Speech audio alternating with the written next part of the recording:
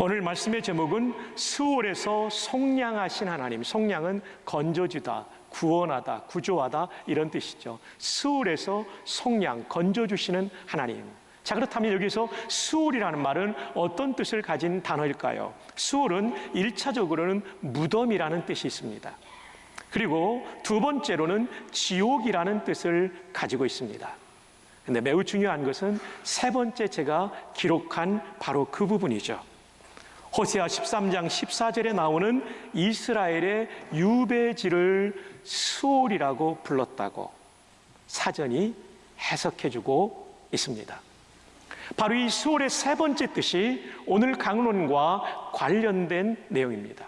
스올은 무덤, 지옥 또는 죽음을 의미하는데 여기서 매우 중요한 것은 호세아 시대에 예언했던 이 스올이라고 하는 것은 북이스라엘 왕국이 아수르라는 나라에 의해서 망하고 끌려가서 포로 생활을 할 텐데 그 포로의 땅, 그 유배지를 스올이라고 부르고 있죠. 왜 그럴까요?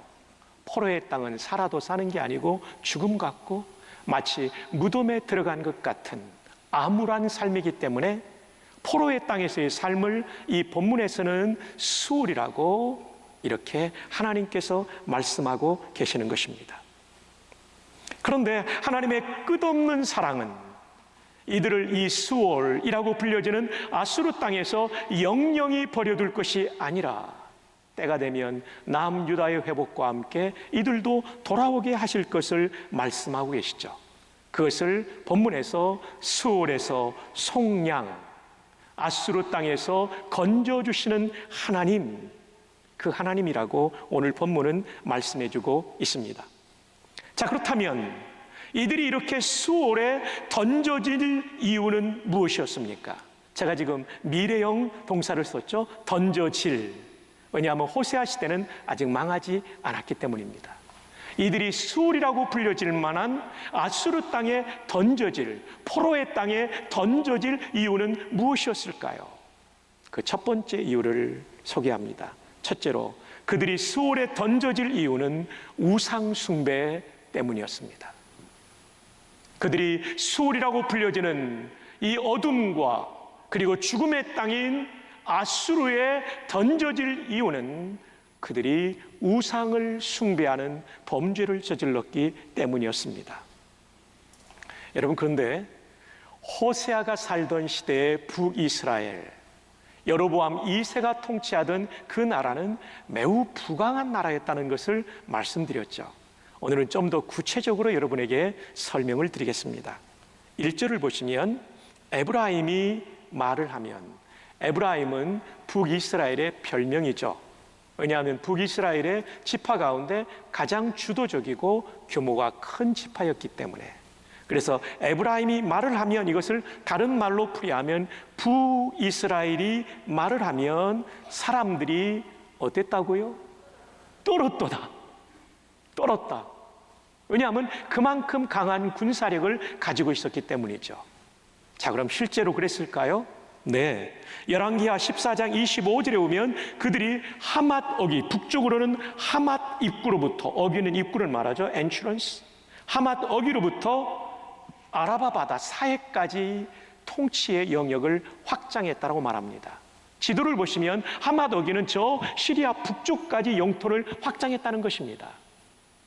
북이스라엘 역사 속에 이렇게 영토가 확장된 적은 없었다는 것이죠. 남유다에 비하면 북이스라엘이 얼마나 넓은 영토를 가지고 있는지, 그리고 이 호세아의 시대에는 저 하맛 입구, 하맛 어기까지 진격해 들어가고 그들의 통제하에 두었다는 것이죠. 영토가 확장되었다는 것입니다. 그만큼 부강했다는 것이죠.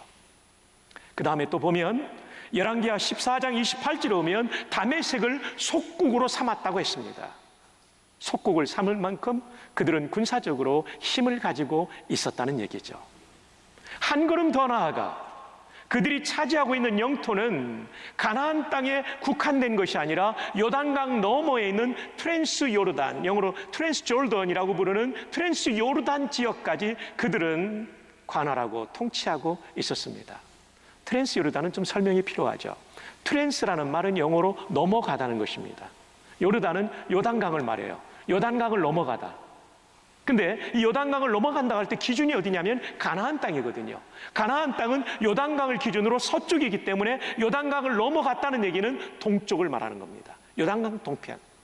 요단강 동편에는 어떤 나라가 있었냐면 북쪽에 암몬, 중앙에 모압, 그 다음에 남쪽에 에돔이 있었죠. 이렇게 암몬과 모압과 에돔의 지역까지, 이 지역을 트랜스 요르단이라고 부르는데 그들은 이 트랜스 요르단까지 장악하고 있었다는 것입니다. 그런데 이 나라가 망합니다. 왜 망할까요? 이게 중요하죠. 이렇게 강력한 나라가 아수르에게 망합니다. 왜 그럴까요? 아수르가 그들보다 강해서요? 그것도 맞습니다. 그러나 중요한 것은 하나님이 허락하지 않으면 참새 한 마리도 땅에 떨어지지 않는데, 하나님의 백성인 그 나라가 망한다는 것은 그들이 하나님 마음에 분노를 일으키는 범죄를 지었기 때문이죠. 자, 그에 대해서 우리가 1절 하반절을 살펴봅시다. 강조된 부분을 보시면 바알로 말미암아 범죄함으로 망하였거늘.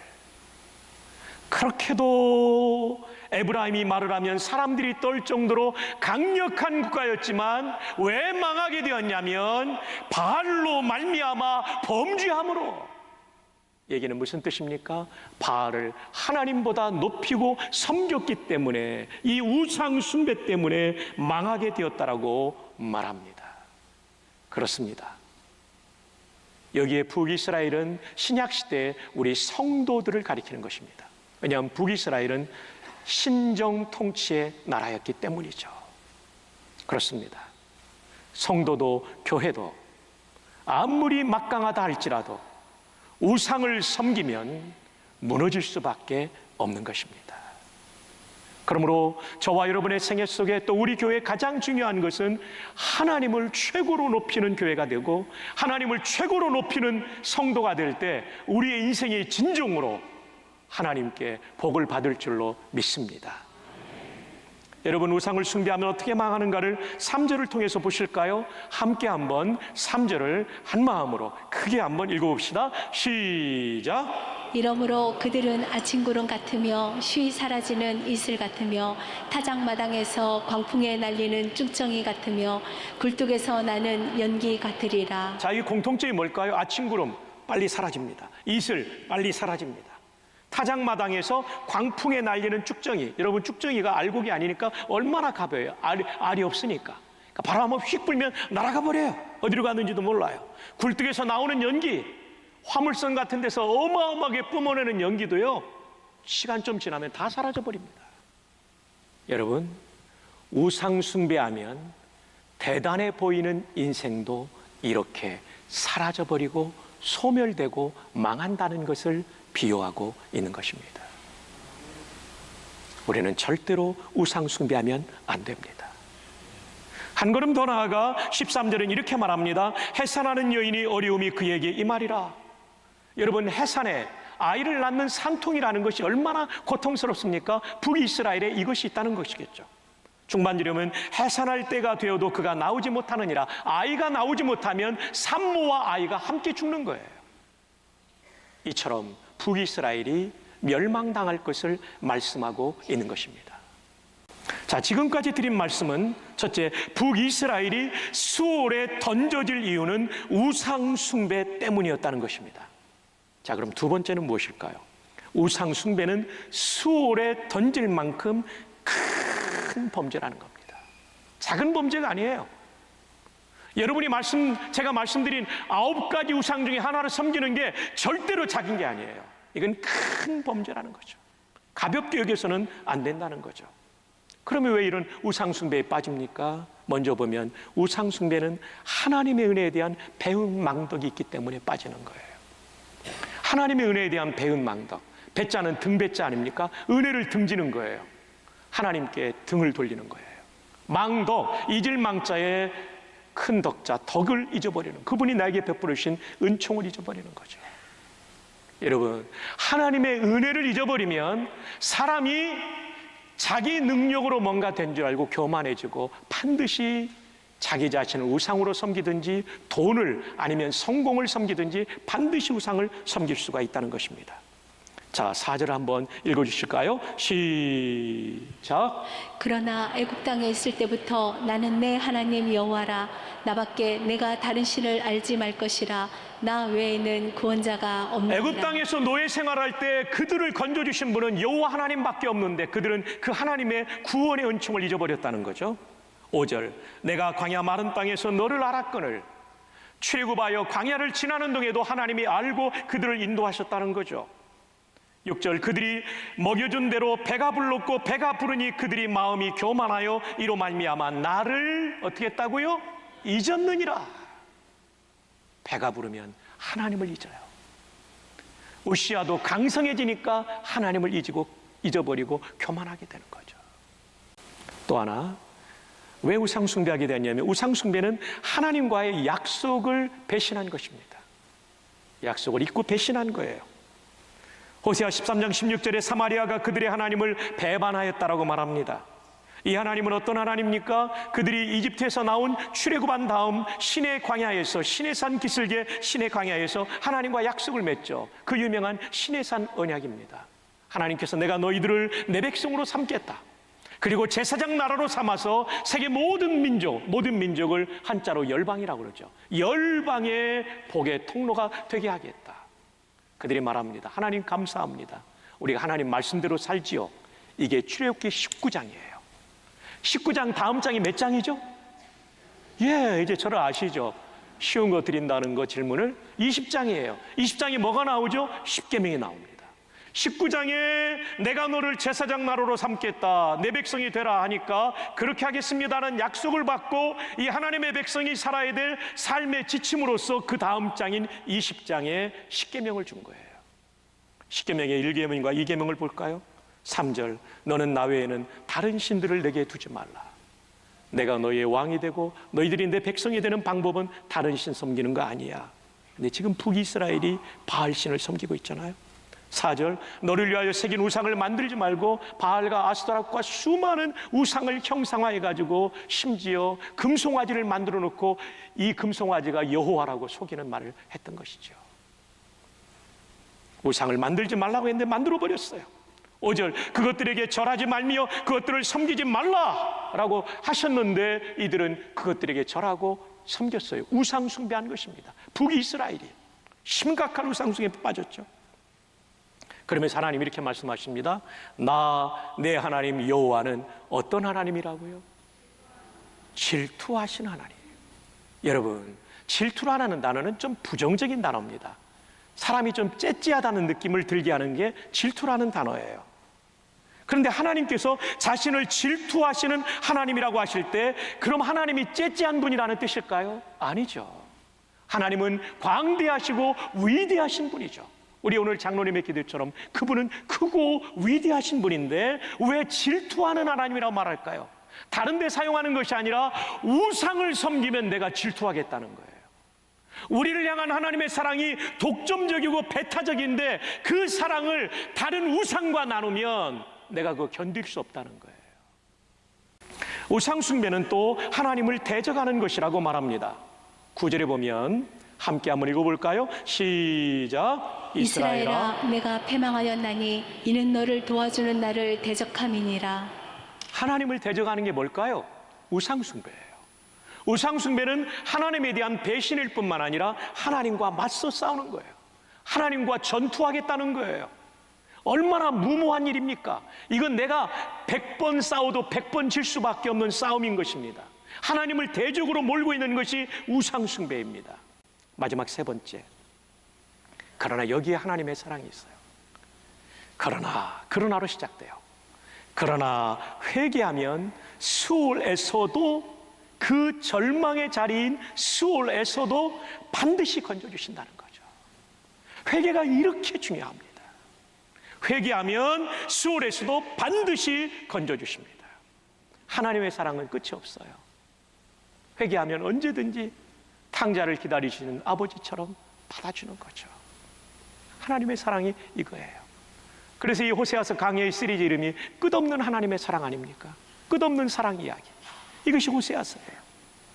오늘 본문 14절이 바로 그걸 보여주고 있는데, 여러분 호세아서에 나오는 호세아의 부인의 이름이 고멜 아닙니까? 고멜.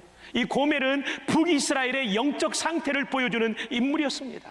남편을 버젓이 두고도 바람을 피워서 이스라엘이라는 아이를 낳고 로루하마라는 아이를 낳고 로암미라는 아이를 낳잖아요. 끝없는 바람 피우는 여자. 이 사람이 고멜이에요. 고멜이라는 이름의 뜻은 끝이라는 뜻이에요. 끝. 근데 좀 더 풀이하면 완전히 끝까지 가다라는 뜻입니다. 완전히 끝까지 가다. 완전히 끝까지 가다. 더 이상 바람 피울 수 없을 만큼 끝까지 가버린 여자예요. 이것은 바로 북이스라엘 성도들의 영적 상황을 보여주고 있죠. 우상숭배를 조금한 것이 아닙니다. 도대체 어디서부터 손을 대야 될지 모를 만큼 이들이 끝까지 가버린 영적인 상태. 그래서 하나님이 수울이라고 무덤이라고 불려질 만큼 잔혹한 아수르 땅에 포로로 끌려가게 만들 수밖에 없을 만큼 이들은 범죄했던 것이죠. 그런데 하나님의 사랑은 놀랍습니다. 끝까지 간 여자 같은 이스라엘을 다시 살려주시겠다라고 오늘 말씀에 약속하고 있죠. 14절을 볼까요? 이 위대한 하나님의 사랑 앞에 감사하지 않을 수 없죠.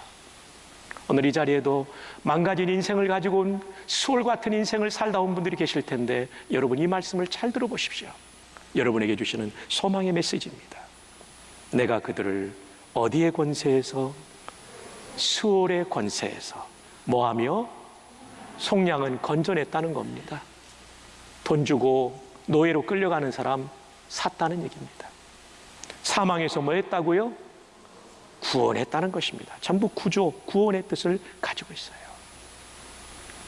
그들이 아수르 땅에 끌려가 있는 상황이 수월 무덤과 같은 상황이지만 하나님께서 그들을 반드시 살려내시겠다라고 지금 말씀하고 계시는 거예요. 조건은 무엇일까요? 여호와께 돌아오는 것입니다. 14장 1절을 보면 이스라엘아 내 하나님 여호와께로 뭐하라고요? 돌아오라. 돌아온다, 돌아간다, 이 단어가 히브리 말로 슈브죠. 자, 이 슈브라는 단어의 뜻을 여러분이 귀가 닳도록 들었지만 한 번 더 말씀드리면 돌아가다라는 얘기는 가장 중요한 것이 회개한다는 뜻이에요. 하나님, 저 하나님 말고 우상을 섬겼습니다. 예배는 드리고 있지만, 직분의 이름은 가지고 있지만 나는 하나님보다 오락을 더 섬겼고 쾌락을 더 섬겼고 돈을 섬겼고 성공의 신을 섬겼고 섹스의 신을 섬겼고 음식의 신을 섬겼고 가족의 신을 섬겼고 나라고 하는 신을 섬겼습니다. 하나님 저를 용서해 주옵소서. 이게 슈브, 돌아온다는 거예요. 돌아오면 어떤 일이 이루어집니까? 회복, 리스토어가 이루어지죠. 그리고 고쳐주시죠. 망가진 인생을 고쳐주십니다. 그리고 구조해 주시죠. 레스큐, 수월에서부터 구조해 내시는 거죠.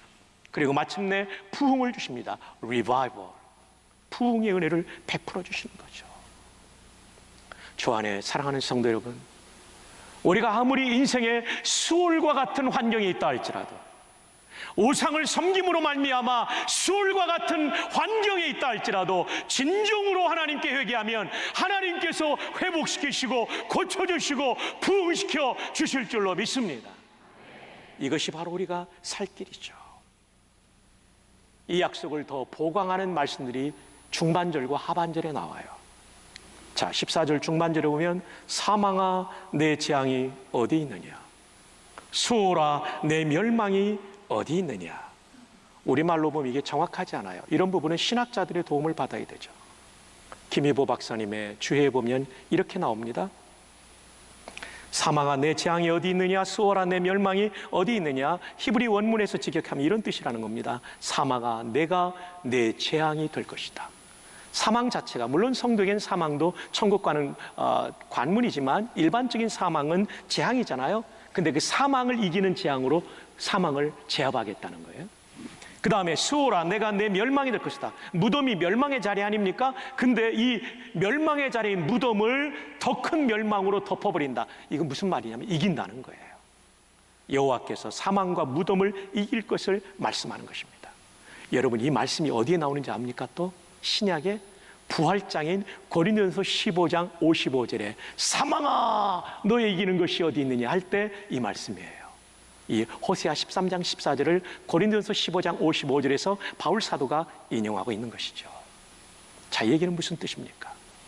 아수르의 권세가 사망처럼 무섭고 무덤처럼 무섭지만 하나님께서 그들을 제압하시고 그 다음에 이들을 제압할 때 쓰였던 바벨론인데 바벨론으로 하여금 제압하게 하시고 이 바벨론을 다시 페르시아, 성경에는 바사라고 되어 있는데 페르시아를 통해서 제압하신 다음에 그들을 고토로 돌아오게 하실, 본국으로 돌아오게 하실 하나님의 놀라운 구원의 역사를, 신학자들은 이것을 제2의 출애굽이라고 부르는 포로 귀환의 역사를 말씀해 주고 있는 것입니다.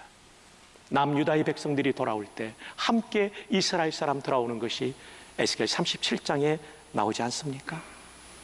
여러분, 하나님은 수월보다 강하십니다. 하나님은 죽음보다 강하십니다.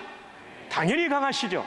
그런데 여기서 말하는 것은 세상의 강대국보다 강하신 하나님이 그 백성들을 구조해 주실 것을 말씀해 주고 있는 것입니다. 어떻게 하면? 하나님께 돌아와 회개하면. 자, 이것을 이제 하반절에서, 맨 뒤에 나오는 하반절에서 한 번 더 강조해 줍니다. 뉘우침이 내 눈앞에서 숨으리라. 이거 목사들 해석하기 쉽지 않습니다. 신학자들의 도움을 받아야 되죠. 뉘우침이 내 눈앞에서 숨으리라가 NIV 성경에 뭐라고 되어 있냐면 Compassion will be hidden. 긍휼이 감춰질 것이다. From my sight, 내 눈앞에서. 이게 무슨 얘기예요? 하나님께서 아수르를 치실 때 긍휼히 여기지 않겠다는 얘기예요. 네, 카메라로 찍어두시면 도움이 될 거예요. 그래서 제가 이렇게 좀 풀이했습니다. 김희보 박사님의 글에 좀 더 제가 첨가해서 풀이했습니다. 내 백성을 괴롭히는 이들에게, 아수르와 그 다음 바벨론까지 포함되겠죠? 긍휼을 베풀지 않고 Compassion will be hidden. 긍휼을 베풀지 않고 처벌함으로써 나의 백성을 회복시키려는 나의 구원 계획은 틀림없이 반드시 성취되리라. 아멘입니까? 하나님의 구원의 계획은 반드시 성취됩니다. 회개하면, 슈브하면, 하나님께 돌아와 회개하면 살려주시겠다고 약속하신 하나님의 이 구원의 계획은 반드시 이루어질 줄로 믿습니다. 우리는 뭐 하면 됩니까? 하나님께로 돌아와 회개하면 돼요. 우상 숭배한 거 회개하면 돼요. 이제 말씀의 결론입니다. 오늘 말씀의 제목은 수월에서 속량하신 하나님. 죽음과 무덤, 여기서는 아수르 땅을 말하죠. 거기서부터 속량, 구조해내시고 구원해 주시는 하나님의 은혜를 말씀합니다. 오늘 말씀의 첫 번째 내용은 북이스라엘이 수월에 던져질 이유는 우상 숭배 때문이었다는 것.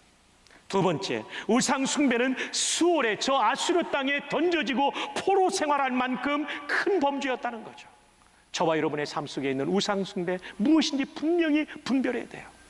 카일 아이들만 목사님 말한 9가지 중에 나는 뭐가 해당되는가? 이것을 오늘 성령의 불로 태워버려야 돼요. 없애버려야 돼요. 내 마음에 끊어버리기로 성령의 감동 가운데 결단하기를 축복합니다. 셋째, 그만큼 큰 범죄지만 이렇게 회개하고 결단하면 수월에서도 반드시 건져주십니다. 하나님의 징계로 맞은 여러분의 인생의 고통과 고난의 자리에서 반드시 건져주실 것입니다. 이 은혜가 우리 귀한 모든 성도님들에게 꼭 함께하기를 주님의 이름으로 축복합니다.